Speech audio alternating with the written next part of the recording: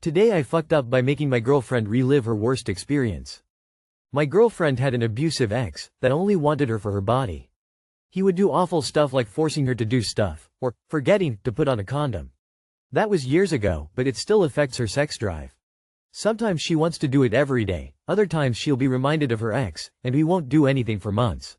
Right now is one of those times, as we haven't done anything for almost half the year. It's really messing with her, and she often cries about it.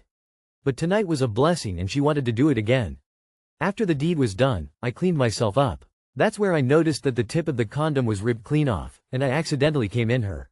Oh boy. I told her this, and she began to panic. Like full-blown panic attack, because she had experienced this before, where she was forced to do the deed, and her abusive ex-boyfriend didn't put on a condom. It was really traumatic for her. So not only am I giving her a pregnancy scare, I'm also making her relive her worst experience. I'm trying to be as supportive as I can be, by buying the morning after pill and some pregnancy tests when the pharmacy opens in a few hours. But she's really affected by it, and I'm not sure what to do other than comforting her. Back to celibacy we go. Too long did not read. My girlfriend's abusive ex didn't put on a condom once, and it traumatized my GF. We haven't done anything for the past half a year, so of course I messed up and broke the condom by accident. This is way above Reddit's pay grade. Don't waste your money on pregnancy tests. If it happened just now, they won't tell you anything for weeks. It's not like you've done anything wrong, but the guilt is normal and to be expected.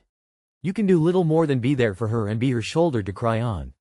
It does sound like she should be talking to a qualified professional though. This kind of cycle sounds like it will be quite difficult to keep up in the extremely long term. Therapy. Go to a pharmacy and ask for the morning after pill. Plan B. It's good up to 72 hours post-accident. Should prevent pregnancy. Hey op. I was raped by my ex and couldn't stand sex for 2 years after.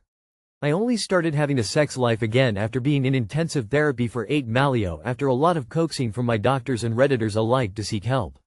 I would suggest you gently bring up trauma therapy because it's not fair for you to wait, nor is it healthy for her to keep suppressing her trauma since it'll exhibit itself in other ways, and I'm sure it affects her greatly. Her way of coping sounded a lot like mine, and I promise it's as sustainable as Nestle. Plan B is $10 at Costco if you have a membership, but should be around $50 at a local pharmacy. Today I fucked up by eating 3 pounds of pineapple. Costco hand-cut pineapple is so good I bought 2 containers just because I knew I'd eat a whole one in a day. Now I'm on the toilet as I write this with my 4th liquid diarrhea shit today. Oh, and also my asshole is bleeding and I've just discovered skid marks in my underwear. My girlfriend warned me not to eat so much as I was eating the final piece. I knew I had some diarrhea on the horizon, but that is just my regular morning. This is no regular morning. I am currently mourning as I look down, and every time I fart it feels as a shotgun blast has just come out of my ass. I was unaware of these consequences. I did not believe I would be here with a raspberry chocolate starfish. Every time I wipe I am reminded how good the pineapple is. I do not regret my choice. I might even do it again. I do wonder how much longer I will be in agony, as this is the worst I've had it. My underwear has cartoon ghosts on it. I began to wonder if I'll be joining them. Too long did not read. I ate a bunch of pineapple and my ass is bleeding and it hurts. That much acid can actually be bad for your stomach too. I get it, when you find good pineapple it's hard to put it down, but you might need to. I feel your pain. I did something similar in Costa Rica. The pineapple at breakfast was so good I couldn't stop eating it. Damn near destroyed me, and the toilet. There's no easy way to say this. You have to see what your semen tastes like. We need to know. All that bromelain. This dude tenderized himself. Shotgun blast. Pineapple has an enzyme in it that breaks down meat, protein. That might explain why it was breaking down your insides. Just a thought. Today I fucked up by drunkenly telling the HR person she is terrible at her job. This one haunts me regularly. I was working at this startup as their IT guy and office manager. The office was small, no more than 30 people. While I was there, I had this colleague who worked in HR who had a very camp counselor, mom, demeanor. Always finding interesting ways to bring a social element into the office. Let's call her Mary. To demonstrate how invested Mary was, her and I would have frequent and lengthy chats about which office snacks we should order. Not because people disliked what we ordered, but because Mary genuinely liked chatting about the snacks. On most days it was cute and on other days it was very grating. She was a genuinely nice person, but I would usually try my best to avoid non-essential conversations altogether. Fast forward a year, the company doubled in size to nearly 70 people and the higher-ups decided we needed to have a multi-day summit that would be held in the office, and they asked myself, Mary and one other person to handle the operational aspects. Event items like decor, seating, swag and yes, snacks were now our responsibility. We spent weeks planning every excruciating detail. During one meeting, she spoke for 5 minutes non-stop about how giving everyone a company-branded mug wasn't the best idea, and how we could come up with something better. We had a budget of like $500 for 70 people. Her suggestion? A Fitbit. She figured we could ask for $4,000 more in the budget and it would easily be approved. Day one of the event comes and the three of us run to the supermarket to grab chips and soft drinks as we ran out. While we're in the aisle trying to select which items to purchase, Mary manages to critique everything we suggest. At this point, the other person is exhausted of her and sharply tells her to stop overthinking everything. We grab a few simple items and walk back to the office in silence. The event concludes and everyone heads to a nearby bar for drinks as the company puts some money behind the bar for us. Mentally exhausted from running around for 8 hours, I start throwing drinks back and quite soon find myself and damn near the entire staff completely wasted. At some point during the night I'm sitting at a table with a friend having a random conversation and here comes Mary who joins us. Mary immediately changes the topic and asks me, "Hey, why don't you like me? I feel like you always give me the cold shoulder." I drunkenly respond, "Are you sure you want to have this conversation?" She responds, "Yes." Then I absolutely go off. "You're an out-of-control steamroller with a cement brick on the gas, who is so incompetent at your simple job that you hide behind shitty sentiments that no one cares about. You know what people care about? Getting paid and going home. Nobody cares about the kombucha you stocked in the staff fridge. Nobody cares about your speeches on Fritos and which dip they go best with. Why don't you stop worrying about snacks and start worrying about not hiring drug addicts?" A week earlier a guy was fired for doing coke in the bathroom.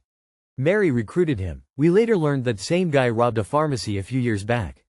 Maybe if you worried about the right things people would actually care about your job. Her eyes well with tears. She gets up and runs out of the bar. The friend who just witnessed this smackdown looks at me and says, "That was mean but she asked for it." I hammer back another shot and go home. I wake up the next day and I'm immediately embarrassed and also worried I get fired. I get to the office and the atmosphere is off. Mary won't look at me. A few hours pass and I consider since the senior HR person hasn't approached me yet, there is an opportunity for me to get ahead of this. I pull Mary aside to apologize. She accepts but I can tell she's still deeply hurt. A week goes by and in that time Mary has barely spoken a word to me. The senior HR person asks me to join a quick meeting. She tells me that in an hour they're going to terminate Mary and that I should hide out in a meeting room as to minimize the embarrassment for Mary. Her role had been eliminated. Insult to injury. They deliver the news to Mary and other employees tell me she left the office bawling. Although it was very freeing to express myself that candidly, I felt so awful for being that miserable to someone else. Sometimes you just don't say the big thing out loud. I had a hard time feeling good about myself for a few weeks. I still feel like my rant led to her termination. Too long did not read. At company event in a bar a very annoying HR representative drunkenly asked me why I didn't like her. I said some fucked up shit. I quickly apologized. A week later she was fired. "I'll put some money behind the bar for your next assassination. $7 per person for a 70-person 3-day event but you got wasted on the company dime.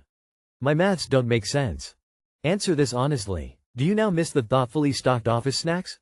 For some reason this story really griped me. I still feel like my rant led to her termination. How could your rant have led to her termination?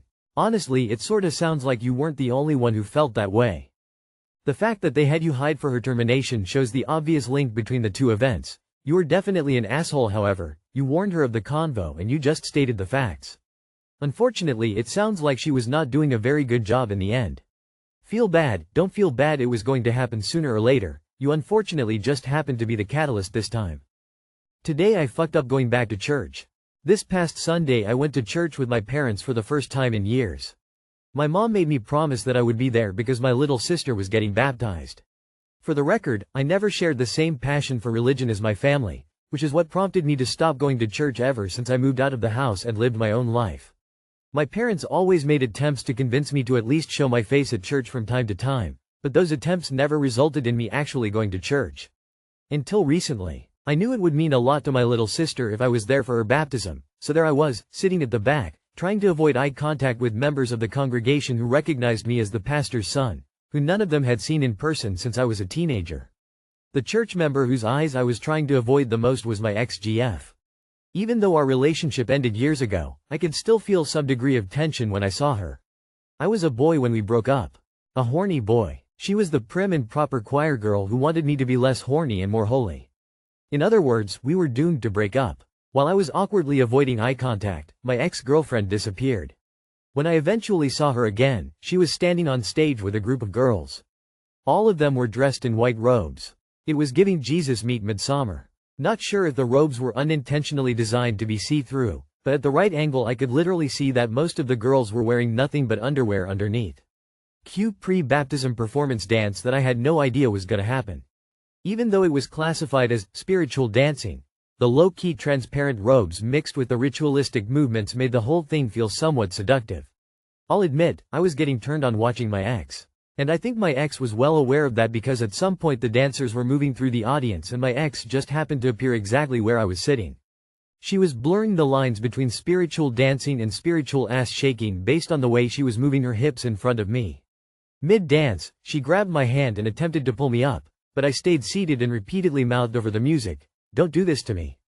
Somehow my ex must have telepathically communicated with the other dancers because all of a sudden I was surrounded by dancers who seemed like they were not gonna go away until I did whatever they wanted me to do, which was apparently to stand up for some reason, so I did, albeit very, very reluctantly.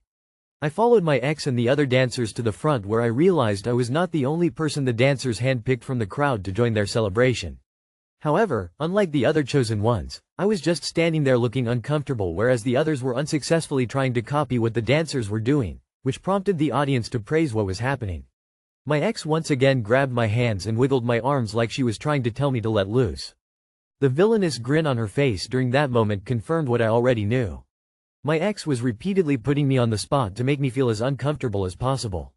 Why? I had no fucking idea. Unresolved relationship issues? Revenge of the religious kind because unlike her I didn't want to be a virgin until I got married?